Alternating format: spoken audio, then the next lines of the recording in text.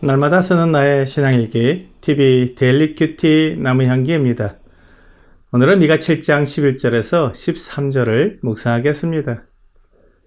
내 성벽을 건축하는 날 곧 그날에는 지경이 넓혀질 것이라. 그날에는 아수르에서 애굽 성읍들에까지, 애굽에서 강까지, 이 바다에서 저 바다까지, 이 산에서 저 산까지의 사람들이 내게로 돌아올 것이나 그 땅은 그 주민의 행위의 열매로 말미암아 황폐하리로다. 사람들이 하나님께로 돌아올 날이 있을 것입니다. 이제 만물이 회복되고 하나님 나라의 백성들이 돌아오고 수치가 떠나가며 모든 것이 다 정상으로 돌아올 날이 오게 될 것입니다. 이 땅에서 공의와 정의가 시행되고 하나님의 법이 백성들을 다스리는 완전한 나라는 천년왕국이라고 불리는 나라입니다. 이 나라는 우리 주 예수님께서 이 땅에 재림하셔서 세우시는 나라입니다. 다윗의 왕위를 잇고 이스라엘을 모든 나라 가운데 가장 으뜸되는 나라로 세우시며 예루살렘을 수도로 삼아 공의와 정의로 백성들을 다스리는 우리 주 예수 그리스도의 나라입니다.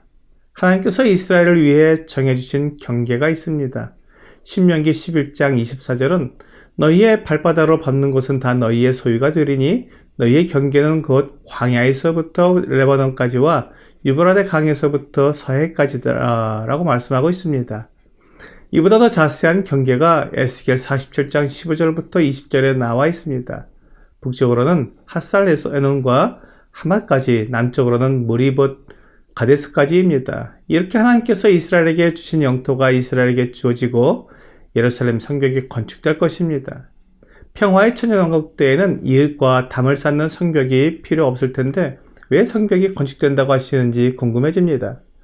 스가랴 2장 4절과 5절은 이르되 너는 달려가서 그 소년에게 말하여 이르기를 예루살렘은 그 가운데 사람과 가축이 많으므로 성곽 없는 성읍이 될 것이라 하라. 여호와의 말씀에 내가 불로 둘러싼 성곽이 되며 그 가운데에서 영광이 되리라 라고 말씀하고 있습니다. 예루살렘은 성곽이 없는 성읍으로 세워질 것입니다.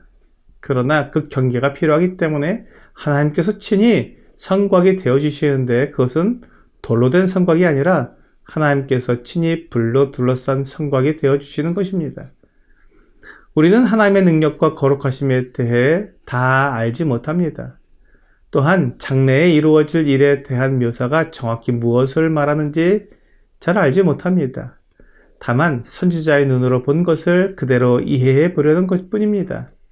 이렇게 예루살렘이 영광스러운 성읍으로 되어 있을 때 아수르에서 애굽에서 이 바다에서 저 바다까지 이 산에서 저 산까지 사람들이 예루살렘으로 몰려올 것입니다. 예수 그리스도께서 친히 다스리시는 그 나라로 사람들이 몰려올 것입니다. 먼저는 하나님께서 이스라엘 백성들을 불러 모으실 것입니다. 그리고 하나님의 법과 진리로 다스리시는 예수 그리스도를 뵙기 위해 전 세계 사람들이 다 이스라엘의 예루살렘을 방문할 것입니다. 사람들이 간절히 찾는 것이 바로 진리입니다. 쉽게 말해서 사실이 무엇인지 알고 싶어 하는 것입니다. 왜냐하면 지금 온 세상은 온통 거짓과 속임과 가짜들이 난무하기 때문입니다. 사람들은 자신의 안위와 이익을 위해 끝없이 거짓을 생산해내며 속임이 만연해 있습니다. 우리가 구입하는 물건들 중에는 가짜들이 많이 섞여 있습니다. 그렇기 때문에 어찌 보면 사람들은 모두 가짜 인생을 살아간다고 해도 과언이 아닐 것입니다. 사실 어린 아이로부터 노인에 이르기까지 사람들이 배우고 익히는 것이 진리인지는 아무도 알 수 없습니다. 부모가 아이들에게 해주는 말에도 그 모든 것이 다 진리라고 말할 수는 없습니다. 학교에서 배우는 것들조차 진리라고 말할 수도 없습니다. 또한 직장에서, 사회에서 이루어지고 있는 거래와 업무들이 다 진실이라고 말할 수 없을 것입니다. 그렇기 때문에 사람들은 긴장하고 있고 속지 않으려고 온갖 일을 할 수밖에 없습니다. 계약서를 쓰고 공증을 받고 거기에 담보를 설정하게 하는 것, 그런 모든 것들은 이 거짓에 속지 않으려 하는 방법들입니다. 이러한 상황에서 하나님은 오직 진리를 말씀하시며 그리스도는 진리로 다스리실 것입니다. 그렇기 때문에 진리를 경험하고 거룩함을 경험하기 원하는 사람은 모두 예루살렘으로 오게 될 것입니다. 그러나 사실은 오늘도 하나님께서는 진리로 사람들을 다스리고 계십니다. 하나님의 말씀을 통해 이 세상을 진리로 다스리십니다. 그리고 사람들이 어떤 말을 하든지 어떤 이론을 말하든지 하나님께서 정해놓은 원리로 이 세상을 운영하고 계십니다. 그것을 사람들이 하나님의 법칙이라고 말하든지 또 그렇지 않든지 하나님은 여전히 진리로 다스리고 계십니다. 그러므로 언제든지 하나님의 말씀을 배우고 그 뜻에 순종하는 사람은 하나님께서 진리로 다스리시는 것을 경험하며 거룩한 하나님을 경험할 수 있습니다.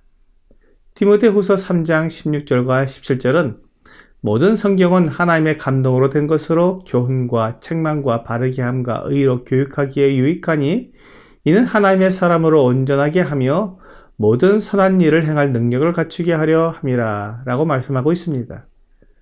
그리스도께서 다스리는 그 나라에서 진리를 경험하기 위해 몰려드는 사람들이 있지만 여전히 하나님의 다스리심을 거부하고 자기만의 생각을 고집하는 사람들도 있습니다. 본문 13절은 그 땅은 그 주민의 행위의 열매로 말미암아 황폐하리로다 라고 말씀하고 있습니다. 천년왕국이 이루어지기 전에 이 세상에 있을 환란 속에서 살아남은 사람들이 그리스도께서 다스리시는 메시아 왕국에 대한 소문을 듣겠지만 여전히 자기 생각대로 살아가는 사람들이 있을 것입니다. 그들은 후에 사탄이 무적행에서 잠시 놓였을 때 그리스도와 전쟁을 일으키는 편에 서게 될 것입니다. 요한계시록 20장 7절부터 9절은 이렇게 말씀하고 있습니다.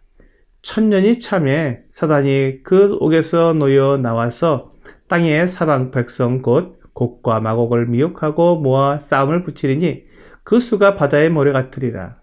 그들이 지면에 널리 퍼져 성도들의 진과 사랑하시는 성을 두르매 하늘에서 불이 내려와 그들을 태워버리고 그들이 예루살렘을 포위하고 공격을 하는 것입니다.